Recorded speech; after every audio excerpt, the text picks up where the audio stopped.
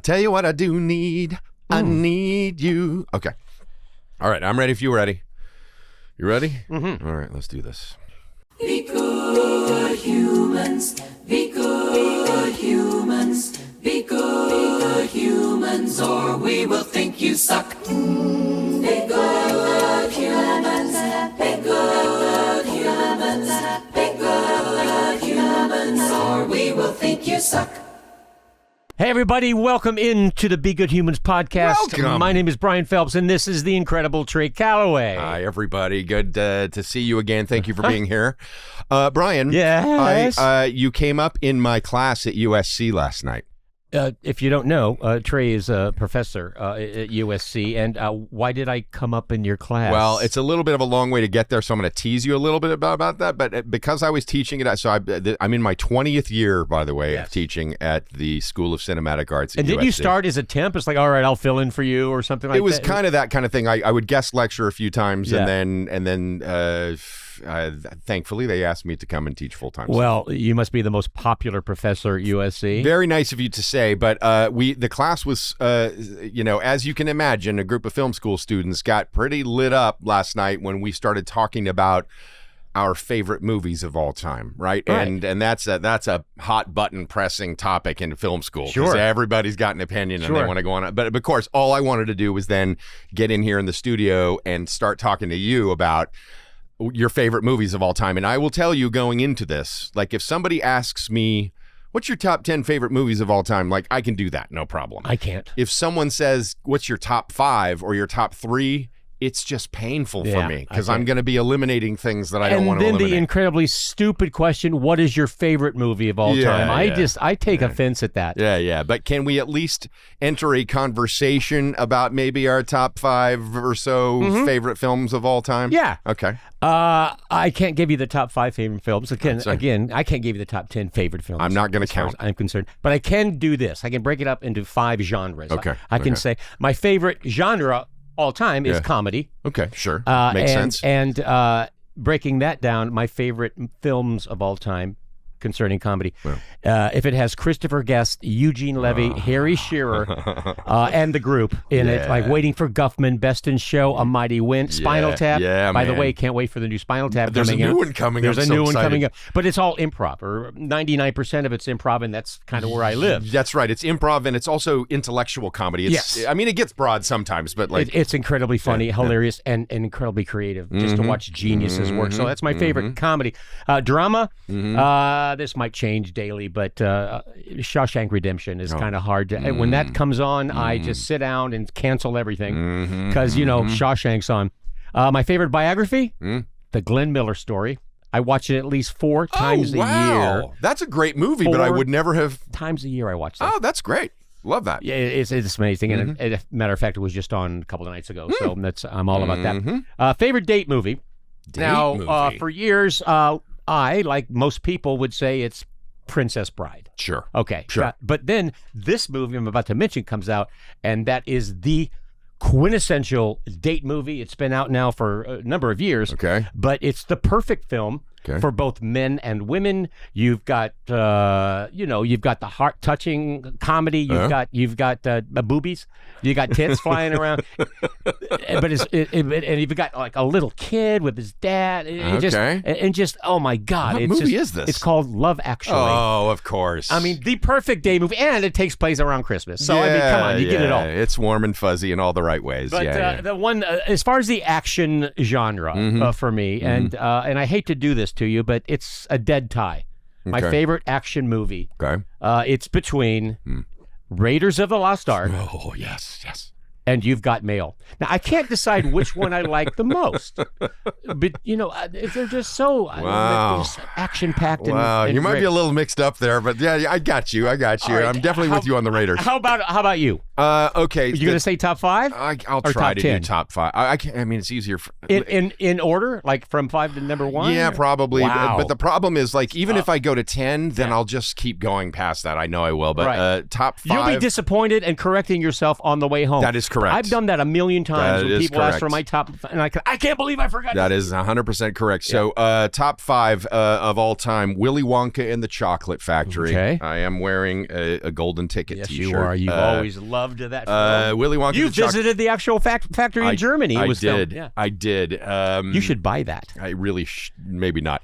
Willy Wonka and the Chocolate Factory, Star Wars. Yeah. The Empire Strikes Back. Mm-hmm. Both of those films, by the way, really important for me as a kid in Tulsa, growing up there, realizing, like, wait a minute, not only did I love the story of those films, but it was more this process of realizing, oh, there's this creative community of people who get together and build worlds. Yes. You look, the first on the snow planet. Empire Strikes Back. The ice planet Hoth. That is some of the most amazing action. I've never seen anything like that. Kind of like the first 10 minutes of Raiders of the Lost Ark. You get a whole movie of action in 10 minutes. And that was the same with Empire Strikes Back. So I agree. Double Indemnity. Mm-hmm. This is Fred McMurray, Barbara Stanwyck. Incredible script by Billy Wilder. The quintessential film noir film. And then I would round out my top 5 with my favorite Western of all time, and I know that you love that genre as well. I do very much. And I know that you're a big fan of The Duke. So The Man Who Shot Liberty Valance. Yes, brilliant. An incredible Western. Well, I get a lot of genres with The Duke because my favorite comedy Western of all time is John Wayne in McClintock. Brilliant. And then you get a Rio Bravo and all these. I can sit down for a John Wayne movie any day of the week. And someday I will do my John Wayne walk for you. Oh, yeah. Okay. That'll be good. Yeah, do I want to see that from the front or from behind? Really. Probably neither, but I do a John Wayne walk. Okay, good. Yeah. Good to know. So, look, I mean, we love films. That's clear. But one of the crazy things about our careers, individually and collectively, is that we have been presented with opportunities not only to watch and enjoy films, but we've gotten to be in movies, right? So, for example, when I started by telling you that last night I'm talking to students, I have this exercise that I do with my students early in the semester, where I will have them pitch me their favorite movie of all time. And the reason I do this is because it's such a precious film to them that they feel like instinctively they need to share every single detail. Like in the way you would go to a studio and pitch an idea? Yes, right. Wow, so I have to I have to get them back up here from an aerial view and be like, no, you can't tell me beat for beat what happens in Memento. You got to tell me the essence of Memento or whatever it is. Assignment. Right? Okay, so one of my current students last night pitches her favorite film of all time, which is The Princess Diaries. And I go, what? And I go, wait a minute. My dear friend Brian is in The Princess Diaries. And she goes, well, what does he play? I said, well, I think he plays a DJ. And she goes, oh my God. And she immediately starts telling me about all the details of the scene. So all the films, her favorite films she's going to pitch is The Princess. Right. Look, it's Gary Marshall, who we love, directed. And that's the reason we were in it, is because he was on the show many times and asked us to be part of it. So you were in The Princess Diaries. You were in a few other, you were in the Friday the 13th, Jason Goes to Hell movie. Yes, that was my first experience with actually being able to talk to a director. Because just a quick thing, we were cops at a police station, and the scene was we hear a gunshot. I'm running out of the bathroom. Mark is running from the office or something, and we run together then down and see the murder or whatever it is. So I went up to the director before the shoot. I didn't know you weren't supposed to do this, but I didn't care because he said no, that sucks. I totally understand. I thought it would be funny if instead of me running out of the bathroom and Mark running out from a different place, if we both run out of the bathroom and I'm zipping my pants. This could have gone all kinds of wrong, by the way. Yeah, you never know what was going on in there. Maybe he was just taking a whiff. You got a story to tell. And he just goes like this. do it. And you can see it, and there it is. Now, that's either a director who's a brilliant collaborator or a director who's just been completely beaten down at that point of the day. You know, he's directing Jason Goes to Hell. So I would go probably option 2. But okay, so then, and this is big, you were also a part, however small your part may have been, you were a part of one of the most storied franchises in Hollywood history, and that is the Rocky franchise. You, sir, were in Rocky 5. Sly was a very good friend of the program. He came to us, said, hey, you want to be in my next movie, Rocky 5? So I said, yes, and we agreed to do it. And you don't have to watch the whole movie if you don't want to, because we're at the very beginning. Okay. We are in the first scene of the movie where Rocky holds a press conference in a huge airplane hangar after returning from Russia. After his victory over Drago, which was the end of Rocky 4. Oh, yes. Now, the place is packed with reporters and paparazzi. Right. So, although we played just 2 of what was probably 100 press people jammed together in front of the stage, I personally, I was not all that hard to spot. Now, but there's 3 reasons for this. Okay. Reason number 1 is obvious. My incredible acting prowess. Oh, God, yes. Legendary. Stuck right out. Number 2, my deep commitment to my role as a hard-nosed, gritty, street-smart newspaper reporter. Commitment. I enveloped. I lived it. Sunk into that character. And number 3, I happen to be the only one sporting a meticulously feathered, long, flowing mullet. So, well, in fact, we have a picture of this. So my God, yes. Bring it up. Now, not Find Waldo, but Find Me. Oh, look at that. Everybody else, reporter, short haircuts, and I've got that. Oh, yeah. Oh, jeez. Okay, so if you're not listening, that hard to pick out. If you're listening, first of all, by the way, if you were listening to Brian back in the day, like I was here in Los Angeles, then you saw this image on billboards and on his network TV show. Like, Brian had one of the most legendary mullets in the history of mullets. And so right now in this frame from Rocky 5, yes, he's leaning forward like a concerned reporter, but all you can see at all is this glorious blonde mane. I love the fact that Sly didn't insist we cut it off, because what is a kid with a mullet doing in these hard-nosed newspaper reporters? That's extraordinary. Yeah, wow. Not hard to pick out. Good on you, though. I mean, it's not a small feat to be a part of that franchise. That was fun. Look, I've been in several TV shows, but I've really only ever been in one movie. But it was an amazing movie with not only one of Hollywood's most famous directors at the helm, but also based on one of the most beloved American coming-of-age novels of all time, and that is The Outsiders. Okay, so I lived The Outsiders. Okay. I was on the other side of the tracks. Okay, good. Yeah. So in case you've been living under a rock and you never read The Outsiders or saw the film, it's basically the story of a kid who grew up on the quote unquote wrong side of the tracks, like you say, in Tulsa in particular. With his 2 brothers, they're best friends. It's a story about how they not only have to deal with the pressure and the violence of rival gangs that are deeply divided by socioeconomic status, in this case, in the form of the Greasers versus the Socs. Yeah. But really, at its heart, The Outsiders is a story about how people bond over and how they deal with struggle, right? And so the author of the book, S.C. Hinton, was from Tulsa, and she grew up in Tulsa and wrote that novel when she was only 16 years old. Okay, then an amazing turn of events in this story: a group of elementary kids, school kids here in California, in Fresno, wrote this fan letter to Francis Ford Coppola, who of course was the extraordinary Oscar-winning director of The Godfather, and and they basically inspired him to direct a movie based on this book. And he thankfully decided to film The Outsiders in my hometown of Tulsa. Okay. So before you go any further, tell everybody the cast. This is an incredible cast. If you haven't seen it, and I feel ashamed that I've never read the book. Okay. But that movie meant so much to me. Well, the book and the movie, and now the Tony-winning Broadway show, by the way, means so much to so many people. But yes, Coppola cast an extraordinary array of iconic young talent in this movie, right? So we're talking about Tom Cruise and Matt Dillon,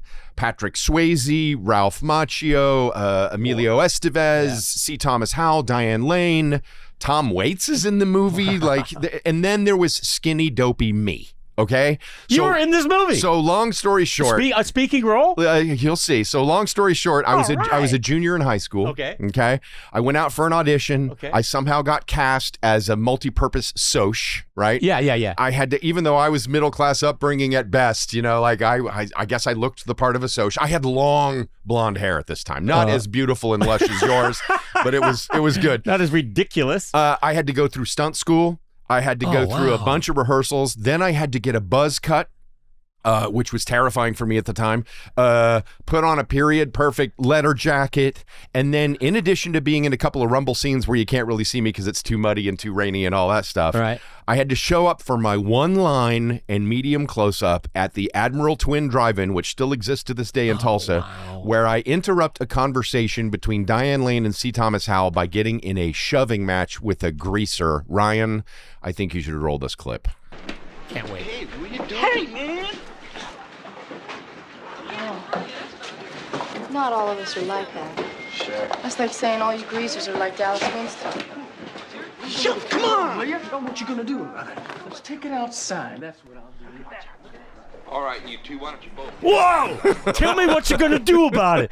Look at that jawline. Yes, what you gonna do about it, indeed. Yeah, I know. You were tall. I was, well, yes, and I was also like 100 pounds lighter. But yes, look, it wound up being, as ridiculous as it is, That is so cool. one line, right? But it wound up being a really powerful experience in my life because it is exactly what ultimately led me to applying for USC Film School as a student myself and then moving to LA. So without The Outsiders, you and I are not sitting here. Right. The Outsiders. Iconic movie, by the way. Iconic Loved movie. by generations. Yeah, and it's always going to have a very special place in my life. And believe it or not, this one movie that I was lucky enough to be in and play a very small part in actually leads us to today's guest, okay? Who not only shares our love for The Outsiders, but who used his own fame, not to mention his relentless drive and determination, paired with a whole bunch of help from amazing folks in my hometown of Tulsa, to create something so special that it has helped an entire new community find ways to stay gold. So stick around. I'm not going anywhere. I want to hear this story. We'll be right back.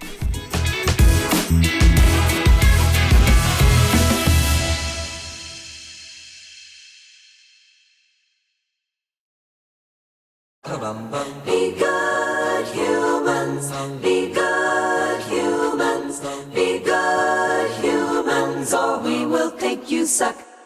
All right, welcome back to Be Good Humans. I know, Brian, we've been talking about movies, but there's an old radio skill that I know you and I both appreciate. And you're really good at it. What? I would like to think that I'm decent at it too, so I'm going to attempt to do something that is known in the radio biz as walking it up to the post. Walking it up to the post, that's tech talk, radio speak for, the top 40 radio stations, or they will, they'll start the intro of the song and they know exactly to the split second when the lyrics are going to start. Yeah, when the vocal's going to kick in. The vocals are going to kick in, and they do promotions, they do advertisements for products. They are, if you're good at it, and Mark was very good at it as well. Okay.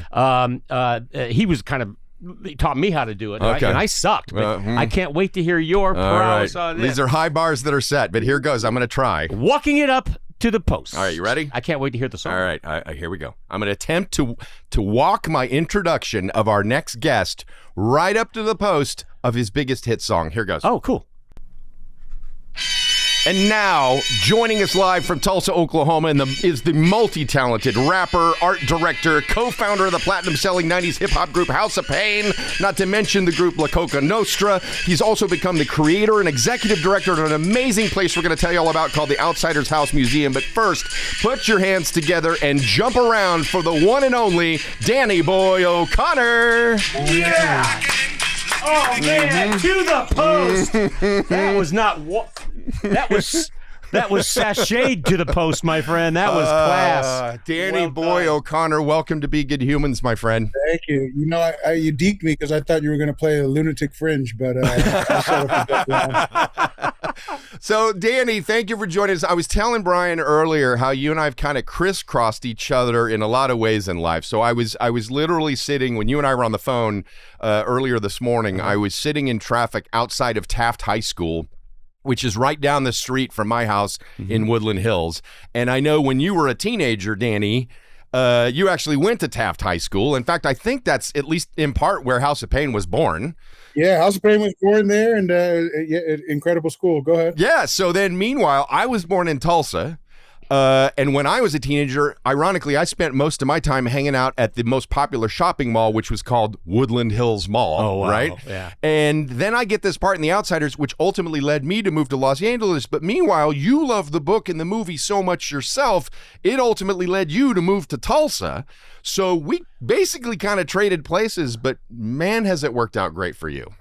It has, and you started by saying we crisscrossed, that's who stole Jump Around from us originally. We sent our demo into Ref House Records and to Jermaine Dupri. Oh, wow. And they sent us their demo and asking if we would work on it with Muggs from Cypress Hill.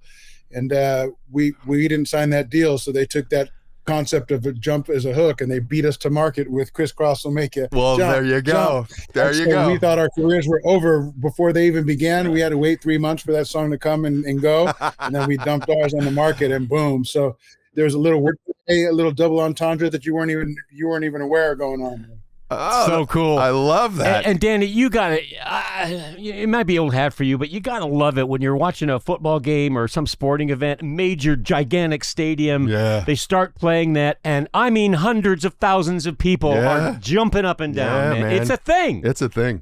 It's a thing. It's a quality problem to have, and I won't tell you anything different. Right. But I will say that there are times where I just want to be left alone and be into the game, and it'll come on, and it'll kind of. There is a downside to it too, depending on my mood. I get that, because it's like getting a phone call from your high school girlfriend, and you're like, I don't want to deal with this again. I'm not complaining. I'm just being honest. So also, at a certain age, like it starts to hurt to jump around. So I'm gonna need some hip replacements, some knee replacements. So, but let's go back to when you were much younger, Danny, if you would indulge us for a second, and let's. What was it about your early life you think that really kind of made you see yourself in The Outsiders? What first drew you to that story? Well, it's a great question, and it's pretty simple. My father went to prison when I was 2 months old, and my mother was working at the Chase Manhattan Bank, the graveyard shift. And, we were back and forth between my grandparents and being on our own. And, from day one, I always felt that disconnect. I didn't feel like I was born in the right time to the right family in the right place. And, I'm a transplant to LA. I was born in Brooklyn and raised in Staten Island. And then we came to California when I was 6 years old. Mm-hmm. And my mother, she used to send me back every summer to New York and New Jersey so I could be with my aunts and uncles, just so that she could deal with my other sibling. Looking back, it was the greatest way to grow up, but at the time it didn't feel that way. I felt like I wasn't wanted. Yeah. It was great because it was pre-internet by a long shot and also pre-cell phone. So it was like going back and forth coast to coast. There was two different experiences. I would leave LA with a skateboard and some OP shorts, and I would come back with some Lee Denim and listening to Run DMC. And Wow. I would tell New Yorkers about Oingo Boingo and Fishbone, and they would tell me about Curtis Blow and Run DMC. And so I was like a wizard on both coasts for king of the 12-year-olds. Yeah, but feeling a little alone in that process, I'm guessing, in different ways. Yeah, and I was kind of just like somebody else's problem all the time. And I go to see that movie cold, meaning I didn't read the book The Outsiders. The guy I went with was a classmate of mine, and he obviously read it. And how I know that is after we came out of that movie, my mind was blown, and I had just felt like such a kinship to that film in ways I had never connected before. And I remember him saying it like it was yesterday. He said, what'd you think of it? I said, it was fantastic, incredible. What'd you think? And he goes, oh, it was good, but the book is better. And I thought, can we curse? I was like, hey, what the fuck? We're in 7th grade. Dude, what are you doing reading? Like, I couldn't believe it. Yeah. Who knew people were reading in 7th grade? Right. Apparently they were. And, I rushed my mother back the following week to see it with me. I loved it so much, and I had never done that before. Wow. I just wanted some acknowledgement. You know, my father was an old school, like, tough guy, and you know, your typical alcoholic, longshoreman, ended up dying that way. And but if I showed you photos, you'd get it. You'd be like, wow. And I was hoping that she would connect, and she was just passé about the whole thing, which only made me like it more. And right. Then it becomes a big hit on VHS, which is a new apparatus, you know, and then if you were fortunate enough to have cable TV, which we didn't at first, but it became a thing. It would come on and you'd be like, oh, this is great. This movie is my, you know, but that movie just hit different, man. And you know, as an adult, when I look back at why, there are obviously a handful of them, but you know what is in a nutshell, you know, you got Coppola's hand, and you got these new Brat Pack actors, and it's got all of the things. But what I don't hear a lot, and I think the secret sauce to this whole movie, for real fans, if they know it or not, is that Carmine Coppola, and the way he did that soundtrack and that soundscape, and it just played like a movie of you know.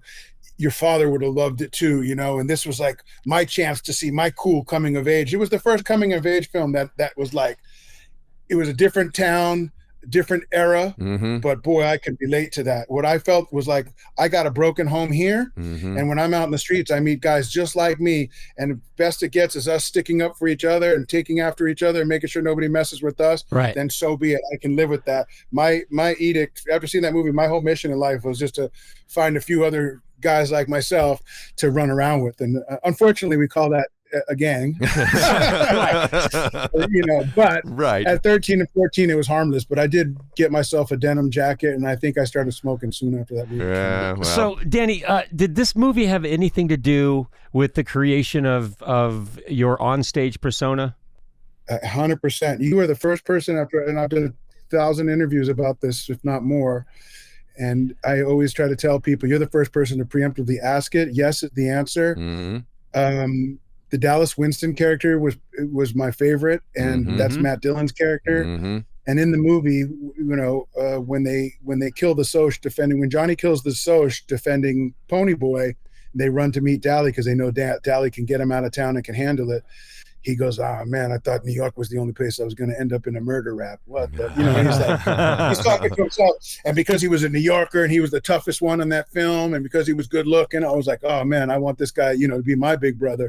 So if you look at when I look back now, it's incredible. It's uncanny how much that kind of rubbed off on me, because I look at the first photo shoots of House of Pain and our early posters, and I've got my denim jacket on, and my, you know, it's like I got my greaser. That thing is the thread that kind of binds us all. And you know, I think that's the appeal also to the outsiders, is that you may not relate the way I did to it, but everybody loves that era of Americana. The 50s and 60s was like, this is what we still export all around the world. I mean, I remember as a kid hearing that, you know, in Paris, they want, you know, Levi denim, and they want Old Spice cologne. They don't care about the Pierre Cardin and the Jordache and the cement. That's for American consumers. They wanted our stuff, you know, and I'm a big fan of, you know, American-made products, especially heritage ones, whether it's Fender guitars or Harley Davidsons, or Levi's 501s, or just all the cool stuff. We are so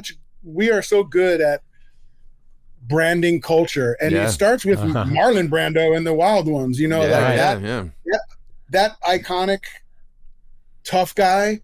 There's in every alpha male, there's one of 5 characters, you know, there's that, and indicative of the movies that you guys were talking about. There's that Western guy, you know, you've got this outlaw guy. There's the biker guy, which could be your Marlon Brando or your Lee Marvin. Lee Marvin. Your boxer. You got a boxer like the Rocky guy. Everybody's like the underdog, and if they could just stick it in there and find a good girl to stick with him, and you know, turn him from a bum to a champ. We all have that hero's journey, you know, and then there's a handful of those characters that we kind of like latch onto, and that's us in the moment.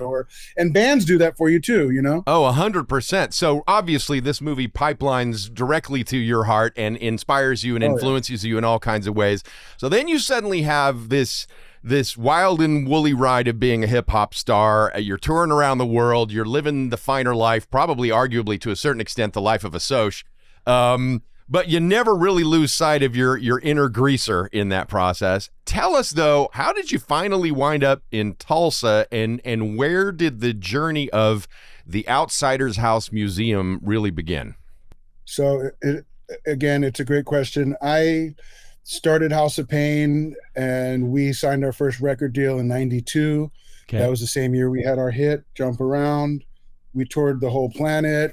Us and Cypress Hill was kind of like a package deal. The DJ and producer of Cypress Hill was also the producer for us and produced that hit for us. And we had a great go of it, But unfortunately, all good things must come to an end. And if truth be told, I was masquerading as a musician. I was a product manager at a record store for a couple years. My musical IQ, I'd like to think, is high because of that job. Also, that's in an era where you couldn't go on the internet and just type in anything you wanted to hear for free. That's right. Because I worked at a record store, I was able to open it and promo it and put it on our playlist, right? Which allowed me to window shop the world music-wise. Nice. And we also could take 3 movies home a night from our rental. We had VHS rental tapes. So you get bored of hearing all your great stuff, so you start to dig deeper. And then I had a very eclectic taste in music. Yeah. So in high school, I was getting in a lot of trouble. I was in a gang. It was a punk rock gang. In the 80s, there was a lot of punk rock gangs. And if you know anything about suicidal tendencies, you know that if they played, they had 50 to 100 members in flannels and bandanas claiming suicidal tendencies from Venice. And that could get you mashed out if you were alone. So we started a little pack. We had a gang called Mickey Mouse Club. It sounds kitschy and it sounds funny, but I ended up getting, very seriously. I was catching felonies when I was 17 and 18 over there in the Valley. Right. The Valley was a hotbed for it. There was a gang called FFF from North Hollywood, Mickey Mouse Club from the West Valley, the Lads from Hollywood, which is, there's a lot of these things, and people who know what I'm talking about know. I ended up, like, by the skin of my teeth, putting this band together. It was really just an excuse so that I could stay home and my mother wouldn't give me, the business and stuff. And but I tell you all this to tell you that I've accepted the fact for years now, but it was an epiphany years ago that I was a creative director more than I was ever a musician. Sure. I could rap good for a white guy at a time where not a lot of white guys were even involved in hip hop. Right. So we put the band together. It does well. At the end of that ride, those two go on to greater successes. We break up. Everlast goes on and makes another record, solo record. He hits the jackpot with a song called What It's Like. He does a soundtrack with Carlos Santana and gets a Grammy. And he's doing great. And our DJ goes to Limp Bizkit, which we found they were open for us in Florida. Nobody thought much of them. And then he hits the jackpot. And I end up getting a methamphetamine habit and downward spiraling because, I'm like, it's the best job in the world to be a creative director. I'm the guy who named the band, founded the band, did the logo for the band, did all the branding, got the concept of like, look, we don't see us on the landscape. We're tough white guys. We don't have to be anything other than authentically us. We're Irish. We like to fuck, fight, and the whole, it's what more do you need from us? Yeah. And it works. But once it works, people are like, now what have you done for me lately? And it's very easy to unhitch me and throw me out, and go for gold. Yep. So when it all came crashing down in 1998, 99, I had no plan B. And so I retreated to drugs and alcohol, and it was a rough ride. And in 2015, I get sober. 2005, actually. I had 19 years sobriety in 2005. Congratulations, that's amazing. Thank you. It's been the best life I've ever known. But I started another group called La Coca Nostra, and it really was just starting out to help 2 other guys who were trying to be a group. Yep. And our DJ from Limp Bizkit and House of Pain, DJ Lethal, had an imprint deal with Geffen, so he was looking for artists. Okay. Long story longer, we throw these 2 together instead of making 2 records, and they asked me to join and do the branding and all that. And before long, it becomes a super group. So we hit the road in 2009. All right. And I had never been on tour sober in my life. Wow. A lot had changed. Okay. A lot had changed. Everybody else was not on the sober trip that I was on, which was fine. Which was tough, I can imagine. Yeah, and the bus was like, it was like a Bob Marley. But all that to say that I was up very early, highly caffeinated, and I just bought a new beautiful camera, a digital camera.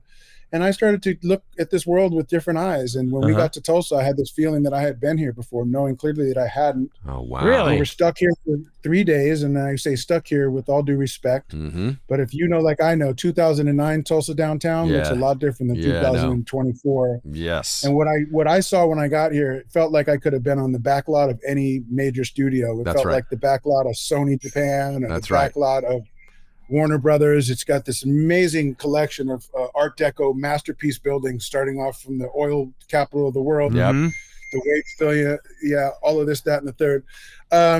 But I kept thinking, why does this place seem so familiar? Then the sunsets and the train going downtown, just hearing that just was and I thought, oh my God, The Outsiders. And it just clicked. And I was like, oh my God, this is where the lady S.E. Hinton wrote The Outsiders. Wow. So we called up our runner. We got him to come pick us up. I said, dude, do you know any of these places? I looked online and there wasn't much saying the locations, but they did. Somebody listed that the drive-in was still here, which is the Admiral Twin Drive-in seen in the film. That's right. Circle Cinema was here, but it was shuttered and it was boarded up. It was in 2009. That thing almost went away. Yep. And that's a very key piece of not only the movie but the book. The book opens as I stepped out from the darkness. She's talking about the Circle Cinema. That's right. And they gave up the Crutchfield Park, and the park is where they killed the Soch. And if you could find the park, you could absolutely find the house by just walking around it. You'll see it. And that's the information I could glean off the internet. And Trey and Brian, I got to tell you, it was like having a time machine to be at this park, to be at this drive-in, to be at this cinema and go, holy fuck. Like it looked as it did in the movie in 82 when they filmed. And I'm sure it looked that way in 66, 67 when the period of that film was filmed. That's right. Tulsa was kind of like the land that time forgot. Like everything was kind of like just preserved and on ice. And nothing had really changed too much. Now, a lot has changed since then. Well, yeah. And good, bad or indifferent, it's good. Yeah. But when I got here, Kane's Ballroom was open downtown, and the Spaghetti Warehouse, and rest in peace Spaghetti Warehouse, because it is no longer here. Yeah, but it's been a whole reinvention of that whole area since then. But so you're going on this tour. When you finally get to this humble little house in the Crutchfield neighborhood in North Tulsa for the first time, and you're standing out at the curb, what's going through your head when you lay eyes on that house for the first time? I mean, I'm hearing the soundtrack in my head. The dogs are barking in the distance, and would you believe the train is literally where it should be, which is at the end of that block. So you hear the freight train go through. I thought I was on candid camera. I thought what's his name was going to come out, or somebody it was too good to be true. I also want to tell you that there was a for sale sign in front of that house, and when I looked online, they wanted $42,000 for that house. What kind of shape was the house in? Were people living there? So it's a great question. It's a turn of the century. It looks like a craftsman house. Okay. I never got to see the inside before buying it, but from the outside, it looked a little knackered, but it also was still, as it did in the movie, it just was like the house from The Outsiders. Yeah. It's a big, amazing, sitting on a double property. I was smitten, to say the least, but being sober at that time, I had about 5 years sobriety, and I had to remember that this thing could be proverbially, you don't want to take on anything too big that could. And I thought, Danny, let it go. You don't know the first thing about Oklahoma. You're not allowed to buy the coolest man fort known to. I didn't have any real reason to think it other than, wow, I cannot believe that this house is still on Earth. Yeah. I can't believe it's a real house, and I can't believe that somebody can buy this right now for $42,000. And I wasn't rich or even making good money at that time, but I may have been able to cobble that money to, I could have probably bought it. Yeah. Okay. Now, for the next 5 years, I just kept getting the universe or God, whatever you fancy. For me, it was God just kept putting me where I was supposed to be. And I would end up like going on a road trip, and it would bring me near Oklahoma. And I go, man, I can't pass this up. Let's go see the house again. And so for the next 5 years, every year, without a doubt, I kept coming through Tulsa looking for that house. And by year 5, I realized that if somebody doesn't do something, this house might not make it, because the Habitat for Humanity was coming through block by block, and they were tearing out and rebuilding new houses, which is great. I'm all for it. Yep. But I knew that I don't think anybody was really concerned that this house had any historical value, historical value, and sentimental value. And that's when I started to think, why doesn't anybody see the potential that I see here? Why doesn't anybody think that this could be a museum? And that voice in my head said, "Why don't you do it then? If it's you're so confident." Oh, wow. That's not what I wanted to hear. Yeah. Shut up. Yeah, when you're in a band and you're riding the gravy train, it's like being fun employed. You're just kind of like, Yeah. exactly. Plug and play. You get a nice little check, and you just go home and watch your favorite baseball game. Or I was like, I was comfortably numb. I was chilling. I wasn't looking for anything to tackle, but I couldn't imagine life without it. And I got to tell you this. I posted a photo of me out front of that, and then I posted a photo of the hole that Sid Vicious allegedly punched in the green room wall of Kane's ballroom that they have since recovered and framed and left it in their office. And I'm friends with Steve Jones and Cookie from the Sex Pistols. Yep. And I posted those two things on this new page called Facebook, because at that time we were still kind of on MySpace 2005. Yes. And the reaction I got there was incredible. And I realized that there was a tipping point, and I thought, you know what? My generation, whatever Generation X, I'm 55.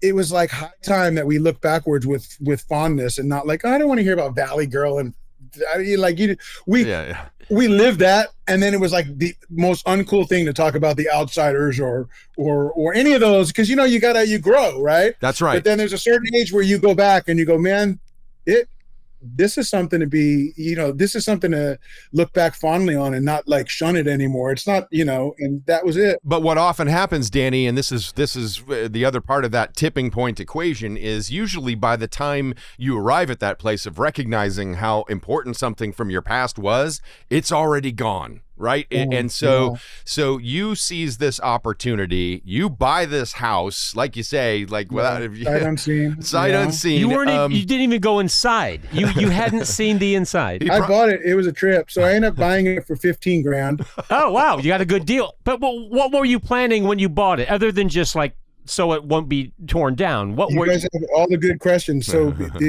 being the analysis paralysis guy that I am, I had no plan other than to go board it up and then think about it. And I could sit and think for years if you let me. Yeah. Okay.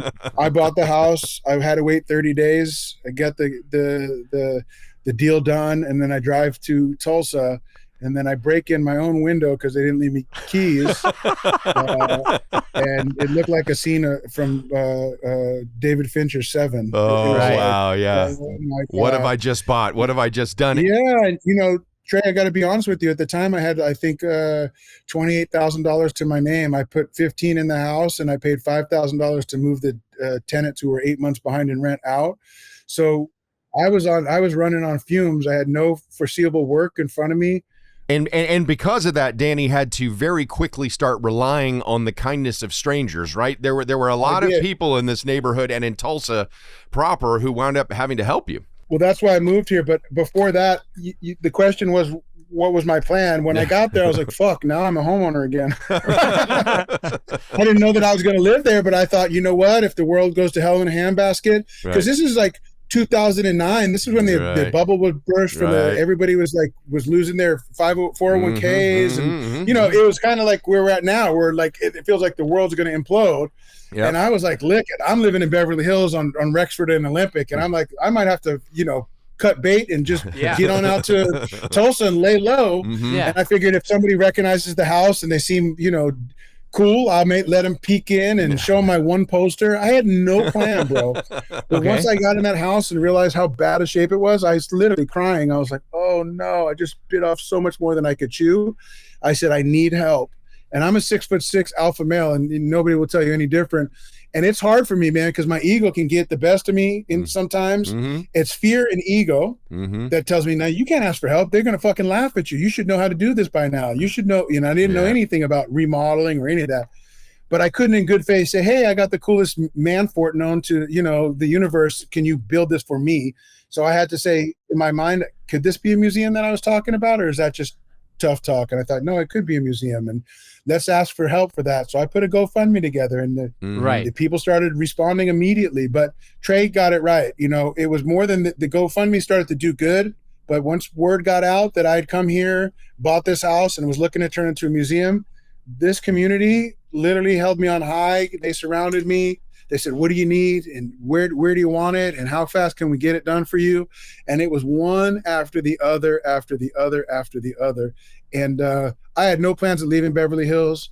that plan lasted about 4 months before I started to go, man, how can I get myself to Tulsa? And I ended up moving to Tulsa soon after that, and I never looked back. It's been 7 years. So the museum idea has taken hold, and you're getting a lot of help from the community, a lot of help from a lot of people. Were you also getting people that were as passionate about The Outsiders as you? Were you getting offers over the internet and say, hey, I've got this memorabilia. If you're in a museum, I want to donate this to your museum? Yeah, this is true. It's not as true as I would like it to be, as far as like, it's, yes. So when I bought that house, I had one poster, which was the like B variant. Otherwise, it would be weird. Why would I have more than that? That's a quick tour through the museum. Yeah. I mean, it's like, as a 50-year-old man at that point, why would I have a bunch of outsider stuff to my name? So, Right. But I say that to say that as soon as I announced that I was going to do a museum and the money started coming in, I started to go, oh my God, what am I going to show these people? Like, seriously, what? There was no plan for this thing at all. And I got an email or a message on Facebook from a gal who said, my husband worked on Tulsa PD and he's got a few collectibles and he would love to donate to you. And I said, I'd love to hear it and let me know what you got. And she said, well, he's got something priceless. And so he came by and he showed me a picture that was autographed. And I don't know that the autographs were real. It looked like something you buy at Vegas, the shops that sell you all of the, right. Everybody in this movie, but you're like, how did you do all that? And it's only $48, Yeah. And then he goes, here's a switchblade. And I go, oh, but it wasn't in the movie. No, it wasn't in the movie. I took it from a greaser in this neighborhood. And believe me, very cool gifts. Super cool. I was halfway to Oklahoma City going back to LA when I got that message. So I turned all the way around. Oh, yeah. They're giving me and then he goes, I think he just wanted to meet me and see that I was okay. Yeah. That I was like the real deal. Yeah. Sure. And then he said, honey, keys. And she went beep, beep.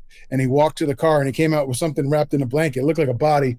And I thought maybe he's bringing me Tom Cruise, but he opens it up and it's the director's chair, Coppola's director's chair that was stolen on the set of Rumblefish, which is also an S.E. Hinton book. And as you know, Trey, yes, they wrapped The Outsiders and 2 weeks later they went into the production of Rumblefish. Yeah. And he said, this has been in my man cave. He says, I was on Tulsa PD for like 30 years. And he says, there's a liquor store on the corner over here. And there was a derelict guy back there. And there's always somebody back there, Derek. But the liquor store called the PD that day saying, hey, listen, he's been back there for a long time and that's fine, but he's playing in traffic now drunk and we think he's trying to kill himself and we don't want that. Can you come get him? So he pulls up and says, you grab your shit. Whose chair is that? And he goes, that chair, that ain't my chair. You want that chair? And he's like, yeah, put that chair. So the guy who stole it just had it in a pile of junk behind the liquor store 3 days later. And Gary, rest in peace. He's no longer with us, but he donated that. And that's a Smithsonian grade donation. So now I got a poster. I've got the actual house and I've got the director's chair. So now I'm like, okay, this is starting to go good. Then I meet with the author, S.E. Hinton. And who still lives in Tulsa to this day. Yeah. She still lives here in Tulsa. She's still just doing her thing. She gives me what I was seeking at the time was call sheets. And back in the day, you remember, you'd get a printed out call sheet. And when you were done, you would throw it in the wastebasket and you wouldn't think twice. So they're rare as hen's teeth to find these. And Susie had most of every day of the shooting. Incredible. She said, oh, you want that old stuff? Come home and get it. So I went to her house and thank God I was sitting down while I was looking through all of this stuff because she had a big box of Rumblefish and Outsider stuff. She come out the room. She has this painting and it's the original painted illustration of the first edition of the paperback, which is this orange cover. Yeah. Kind of looks a little bit like it doesn't, it's not apropos of it doesn't look outsiders-ish. She didn't like it either, but it looks kind of like beatnik, you know? Like they still didn't understand the vibe yet. Yeah. But it's the original. I'm an artist. So I'm like, you're giving me, this is pre-computer art. This is straight. You painted this, left the blank spot for the titling and the price. And she goes, would you be interested in this? And I was like, I grabbed my heart and I was like, oh my, yes. And then she goes, hold on. And then she goes in the closet. She comes back out. She brings Dallas Winston's leather jacket. She goes, what about this? And I was like, oh, so now I got Dallas Winston's leather jacket, call sheets from the movie from S.E. Hinton's hand. Yeah. I got painting that was from the publishing company that they gave her when that publishing company went out of business. It was like Dell or whatever. And a director's chair and a vintage poster. I'm like, okay, now I'm starting to pull it all together. And I got to call this out because God bless her, Susie Hinton is an incredible, incredible writer, but she is also kind of notoriously, and she would tell you this herself, notoriously protective of this book and this film, and and a bit of a recluse, even though she denies it, and she don't suffer no fools. You know what I mean? That's right, and it speaks volumes, Danny, to your ability to demonstrate to her pretty quickly, like, you're legit. This means something to me, and I'm going to protect it. I will help you protect this legacy. So you do that. You start putting this stuff together. You're reaching out to cast and crew members, not just for memorabilia, but for memories. And did you have a number or a ballpark number in mind of how many exhibits you needed to actually say, yep, I have it in a museum? No, you know what? It was a trial by fire, man. It took 3.5 years. The first interview I did, they said, "This is awesome. How long do you reckon it'll take you?" And I'm like, "Oh, 3 to 6 months." We had to pull that house to the sticks, by the way. And it was a 100-year-old house, almost 100 years now. And all that house needed was a brand new house. And we literally just started from scratch. And, I got a PhD on all of this stuff in 3.5 years, man. And, I started the project, I think I was 285 pounds. I'm now like 250. People are like, "Man, you lost weight." I'm like, "No, it's in there somewhere." Because it'll get you, that kind of work. It's mental, it's visceral. It's like you got to give it all in there to make these things happen. That's right. Well, I love this in this interview I read with you. It was during the over 3-year renovation. You said that your life started feeling like one big game of whack-a-mole, and that you were wearing 100 different hats. Quote from you: "I am the PR guy. I am the market guy. I am the accountant. I am the foreman. I am the designer. I am the creator. I am the owner. I am overwhelmed." Yeah, that's it. Amsterdam, Rotterdam, who gives a damn, right? And yet, I will tell you, because I was there for the grand opening, however many years after you were it was. Invited, right? I was there. The mayor of Tulsa was there. Susie Hinton was there. C. Thomas Howell, Darren Dalton, all kinds of other extras and crew folks. It was so amazing, Danny, to see what you had willed into being, what you had worked so hard to create, and they even wound up giving you the key to the city of Tulsa. And is this when you first met? No, we had previously met prior to the grand opening, but this is now a place. And I have to tell you, if you have any reason, there are many reasons to go to Tulsa, but if you have any reason to even pass through Tulsa, you have to go to this museum. You will know what we're talking about when you get there and see this place for yourself. It's very, very special, but it's also a place that all kinds of people have visited, and not just pretty much every member of the cast at this point, but also folks like Leonardo DiCaprio and Green Day and Angelina Jolie and Billy Idol, the Dropkick Murphys. Everybody's been there, not to mention, and this is probably more important, half of the elementary and middle school kids in Tulsa and in the surrounding areas, and it's really inspiring, and it really, really plugs into so much of what that movie brought and what that book brought to people, which is that sort of overcoming struggle and finding a place that you could call your home and finding a place that you felt welcome. And now my old hometown is your new home for life. So now that you've adopted it, what is it that you think speaks to you so strongly about Tulsa? I mean, I get asked a lot, what is it? And it's after thinking about it, I didn't have to think too long, but the best that Tulsa is the people and their authenticity. And there's no bullshit with the Tulsan. Like, they're going to give you the shirt off their back. If you're real, they're real. If you're not real, they don't bother. So it's the people first and foremost. When I was a kid growing up, even back east, man, I remember many times seeing somebody, my grandfather would be like, "Hold on." He would jump out the car. And I was like, "Where's he going?" I'd watch him run up to another car with 2 other guys that just jumped out of the car and pushed the car to the gas station. This is during the oil crisis in like the 70s, right? People would run out of gas, man. It would be like, you'd run it, but your neighbors or strangers would just jump out and help you. That happens nowadays. People are honking, giving the bird, get the and we've lost that humanity. But I came here and I started to see it like I remembered it, how we could be good humans, how people were, where someone would, I remember getting the knock on the side of our door when I lived with my grandparents, and it would be our neighbors. She'd be like, "Hey, is your grandmother here? I came to borrow some sugar." And she'd be like, "Yeah, did you bring the butter?" And they would, it was no problem. Like, we knew our neighbors, we knew everybody. Tulsa is very much like that. The American dream is alive and well here.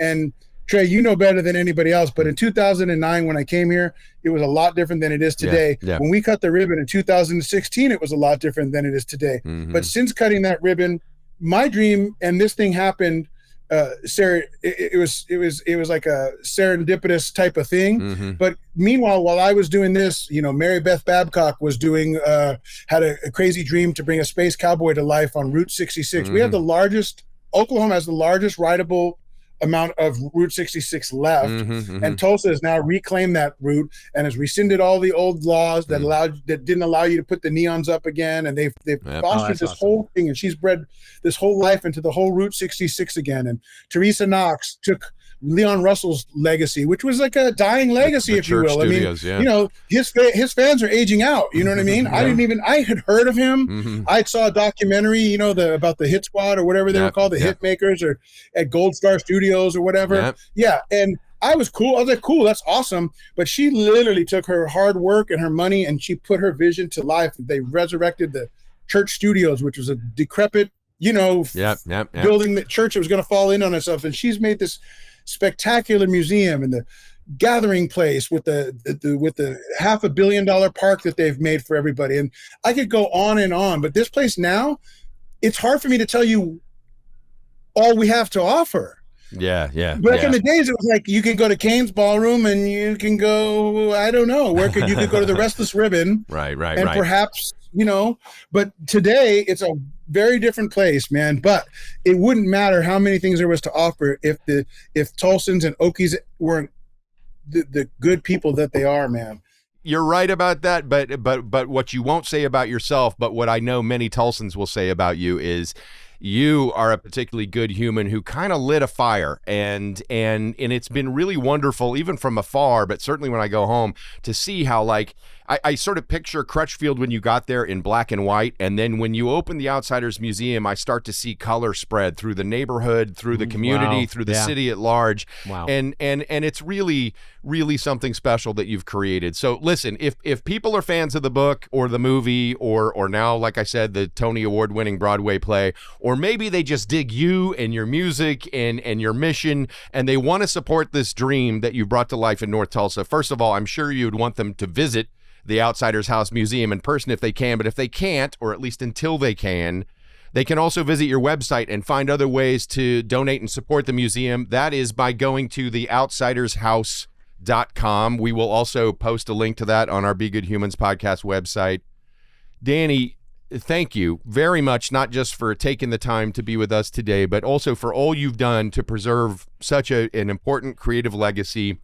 Well, thank you. Also for the ways that you've kind of helped, and I say this as a Soch. I know I'm forever marked as Soch and concession stand, but you've also helped Greasers and Soches kind of come a little bit closer. So I'm proud of you for doing that in all the best ways. You are definitely that guy who came to get down. Your appearance here, your visit. Thank you for being on the show, and you have to know we do. We're very proud to say we've done a lot of these shows. I don't think I've ever seen Trey so excited to interview an old friend. The feeling's mutual. Thank you, Trey, and thank you, Brian. I would be remiss not to tell you this. That Essie Hinton wrote this book when she was 15 and a half. She failed English and got a D+ in creative writing that year. Wow. This book has never been out of print in 55 years. It sold more copy on the 50th anniversary than all the years combined. It was a book. It was a movie. Now it's a Tony Award-winning musical. It's still going. It's still growing. When I built this museum, I thought I was building it for me, you, and guys like us to look at Matt Dillon's wardrobe and look at the knives. But on accident, I built the Children's Museum, and we've done over 6,000 kids just last school year alone. Whoa! We're expected to do 10 to 12,000 this year. They come from all parts of this Midwest. And when I see these kids light up, and I realize, man, this thing wasn't about middle-aged greasers looking at the collectibles. It was about future generations reading this book and seeing what I saw, which was the part in the book where it's, in the movie it says, can you see the sunset from the the north side? You can see it from the south side too. You dig okay. In the book it says, although our worlds were completely different, we still saw the same sunset. And for me, that's the beautiful concept, because I can look up on this side of town and you can look up from your side of town. If we both see it and we both agree it's beautiful, by default, it brings us one step together, one step closer. And being recovered alcoholic and addict, I was taught early on, man, look for the similarities and not the differences. It's so easy to find what's different about all of us, black, white, or pinstripe, left, right, or center, whatever. I try to put those things aside and just meet you where you are and see you for who you are. Just, and we can go from there. And I got that from you guys. And I will end by saying this, theories and concepts are great, but if you don't see them applied, they're useless. When I got here, people started to do for me what I had only heard about in the past, like, oh yeah, you give and you shall receive. And, you got to give it to keep it. And I'm like, yeah, good for you. Good luck. Cause I'm here for the taking. Yeah. But when you guys showed me what that looked like, and you were of service to me with no hidden cost, I could not move forward in the ways I had been moving, which was a scarcity mindset. And I had to change my whole way of thinking. It was revolutionary. And now I do my best to constantly be of service. And I learned that from you guys, from Tulsans. And this is why I've made it my home, and it'll never, it'll never not be that. So thank you. Well, Tulsa's lucky to have you. As you would say, you're lucky to have them as well. And we have been very lucky to have you. For a greaser, you're a pretty damn good human. Danny Boy O'Connor, thank you so much for joining us. There is literally only one thing we have left to say to you, and that is stay gold. I appreciate you, brother. Stay gold. Be good humans, be good humans, be good humans, or we will think you suck. Welcome back, ladies and gentlemen, to the Be Good Humans podcast. Let me ask you, how long have you known each other? Not that long. I mean, he reached out in that area of time when he was just putting together the museum. He had somehow found the letter jacket that I wore in the movie, and reached out to me online and was like, "Hey, if I send you this jacket, would you consider signing it?" And I was like, "Well, yeah, wow, that's amazing." Okay.